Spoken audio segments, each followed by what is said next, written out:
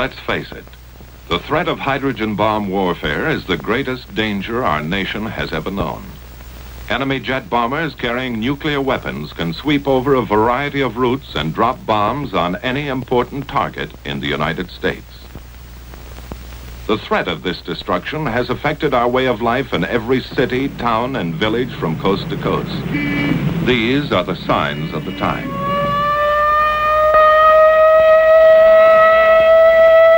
Only in practice now, a rehearsal, a training exercise. But tomorrow, this siren may mean the real thing.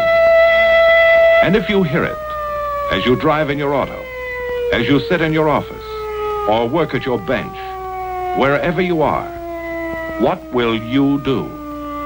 What will happen to you? Let's face it, your life, the fate of your community, and the fate of your nation depends on what you do when enemy bombers head for our cities. And that is why civil defense was organized. To teach you how to survive in the thermonuclear age by taking shelter or by evacuating your area as directed. Civil defense will teach you how to take care of yourself, your family, and neighbors, how to get official instructions and act according to plan. In time of atomic attack, the usual professional services, police, fire, welfare, hospital, and ambulance, could be bombed out, too busy, or unable to get to you and your family. Civil defense control points would function as the nerve centers for dispatch of organized assistance to disaster areas from outside the target districts. Every preparation is being made to deal with emergency conditions which would be created by enemy attack. To provide for communication with the public during an actual attack, our broadcasting industry and the federal government developed CONELRAD. This system permits the broadcasting of official news and civil defense instructions without helping enemy navigators find our cities by following radio beams. The CONELRAD frequencies are 640 and 1240 on your standard radio dial. A hazard unique to nuclear warfare is radioactive fallout. Unseen, unheard, and odorless, this substance can only be detected with sensitive instruments. Special training is necessary for radiological safety experts. Their duties will be to check radiation levels in both damaged areas and probable fallout areas. When sufficient warning time can be obtained by early detection of approaching enemy aircraft, withdrawal from key target cities or fallout areas may be ordered by local civil defense authority. The instinct of survival is inherent in all of us, and national survival requires that each one of us assume his share of the responsibility. There is work to be done, and each must cooperate. Opportunities for training with the Red Cross and other groups are everywhere. The combined efforts of many trained individuals are needed to make civil defense a forceful reality. This training is invaluable in preparation for enemy attack or the savage fury of nature. Experience in past disasters has proved the value of advanced training and the need for more stockpiling of emergency food supplies, medicines, and other critical items to care for the injured and homeless. However, it was the awesome power of atomic energy as demonstrated in wartime use that brought to sharp focus the new problems concerning human survival and the urgent need for a civil defense program based on facts about the atomic bomb. Opportunities to gain this information came with the study of structures in controlled atomic tests conducted at Eniwetok Atoll in the Central Pacific. The main objective of testing is weapons development to strengthen national security, but also included are scientific experiments for the Atomic Energy Commission, military projects for the Air Force, Army, and Navy, and defense tests for the Federal Civil Defense Administration, primarily concerned with the effects of nuclear weapons on cities, industries, and people. The tremendous effects of heat and blast on modern structures raise important questions concerning their durability and safety. Likewise, the amount of damage done to our industrial potential will have a serious effect upon our ability to recover from an atomic attack. Transportation facilities are vital to a modern city. The nation's lifeblood could be cut if its traffic arteries were severed. These questions are of great interest not only to citizens in metropolitan centers, but also to those in rural areas who may be in a danger zone because of radioactive fallout from today's larger weapons.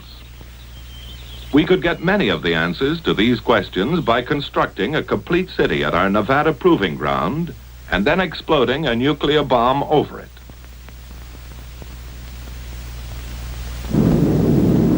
We could study the effects of damage over a wide area, under all conditions, and plan civil defense measures accordingly. But such a gigantic undertaking is not feasible.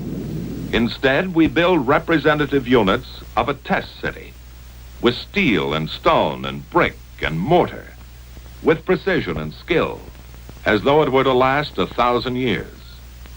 But it's a weird, fantastic city, a creation right out of science fiction. A city like no other on the face of the earth. Homes, neat and clean and completely furnished, that will never be occupied. Bridges, massive girders of steel spanning the empty desert. Railway tracks that lead to nowhere, for this is the end of the line. But every element in these tests is carefully planned as to its design and location in the area. A variety of materials and building techniques are often represented in a single structure. Every brick, beam, and board will have its story to tell. When pieced together, these will give some of the answers and some of the information we need to survive in the nuclear age. At varying distances from ground zero, the point of detonation, numerous experimental elements are assembled. Underground structures and facilities of various types play their part in duplicating the complexity of the modern city. The vast research program includes testing such items as covering materials, paints, varnishes, plastics, also various fabrics and samples of clothing. On the outskirts of our test city, a synthetic forest has been erected to determine the protective value of foliage and trees. To give us a ringside view of the event, high-speed cameras stand like lonely sentinels, ready to photograph the hurricane of fury. Before leaving the test area, a final check is made on the multitude of instruments and technical devices which will record a variety of blast phenomena for future study. Now, with all the elements in place, our test city is complete. From the air, its center will appear as a bullseye to the bombardier at H hour. On the morning of shot day, official observers, technicians, and scientists gather at News Knob to await the momentous event. This is the payoff for months of planning and preparation on the part of the Atomic Energy Commission, the military services, civil defense, and other test agencies. As part of an experiment to observe the phenomenon of atomic detonation at close hand, military personnel and defense officials dig in within a few miles of ground zero. After a final briefing from the officer in charge just before H hour, the men disappear into their foxholes. Every precaution has been taken for their safety. They're told to crouch low, shield their eyes, and remain down until the signal to rise is given. Now the moment of greatest anxiety, waiting those last few seconds.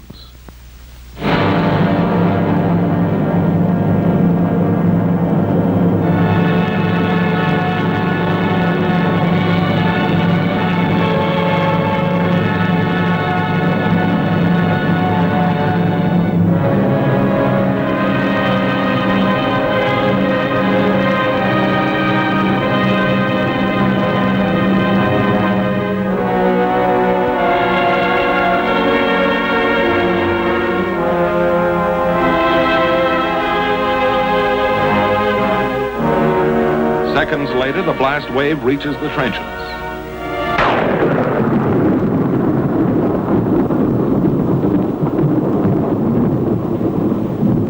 As the tower of smoke and flame looms overhead, one thought is uppermost in all minds.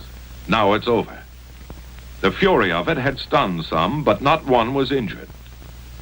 High above, the smoke ring puffed by atomic breath rises skyward, watched by the men who had faced it. A A scouting party takes the first look at the scattered wreckage of the test city. The imprint left by the hurricane of fire and blast remains here for us to read and analyze. From studies of ruins and damage such as this, we get the hard-to-come-by knowledge that helps us form rules for survival in modern warfare. While only atomic bombs are tested in Nevada, the results can be scaled for the larger, far more powerful thermonuclear weapons. A hydrogen bomb will destroy a greater area than the atomic bomb and will release more dangerous radioactive materials. But the problems of rescue caused by blast and fire along the periphery of damage remain the same. In these fringe areas, civil defense training can save many lives, lessen damage from secondary fires, and help establish emergency facilities. Now in a helicopter, the radiological safety men measure the amount of radiation.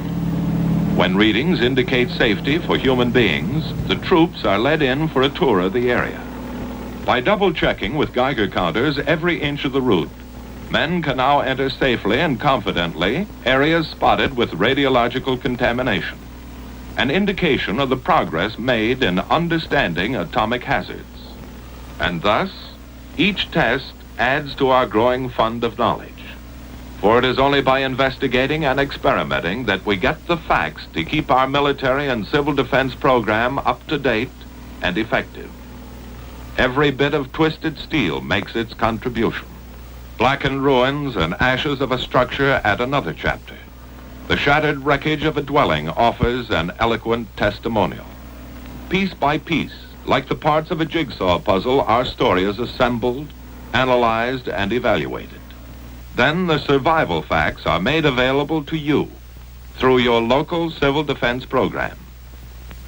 In the thermonuclear age, civil defense, like military defense, must be flexible. It must develop and grow, even as the forces that threaten our existence. And so until men of goodwill have turned this awesome power to peaceful uses, let us recognize the threat to our way of life, the threat to our survival, and let's face it.